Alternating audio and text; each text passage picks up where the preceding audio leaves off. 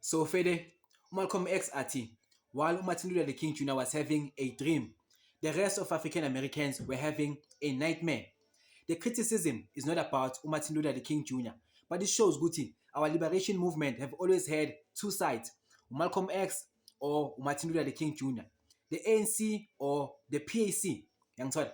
So Martin Luther King Jr. believed in non-violence. He believed in integration. He believed ukuthi abantu abamnyama should go to the same schools as whites. He believed ukuthi we must share the same transport and we must use the same public facilities, even go to the same restaurants. Yabo. Whereas Malcolm X believed something completely opposite. Malcolm X believed ukuthi if the one back attacker, you must not succumb to non-violence. You must do any means necessary to defend yourself.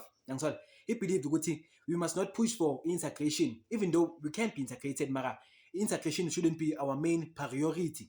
Our main priority is we must create izinto zethu. We must be independent of laban laba. We must have our own hospitals, we must have our own restaurants, and we must support our own restaurants and our own businesses. And that is not only unique to Malcolm X and Martin Luther King Jr.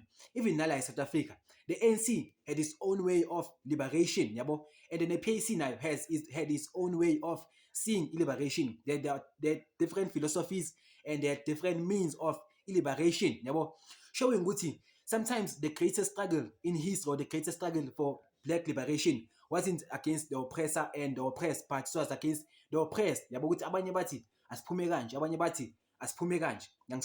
So who do you think what do you think is the best philosophy? Do you believe Guti non-violence and integration was the best way? Or do you believe Guti Aban should have created their own institutions and they were supposed to be completely independent of other races? Are you pro Malcolm X or are you pro Martin Luther King Jr.?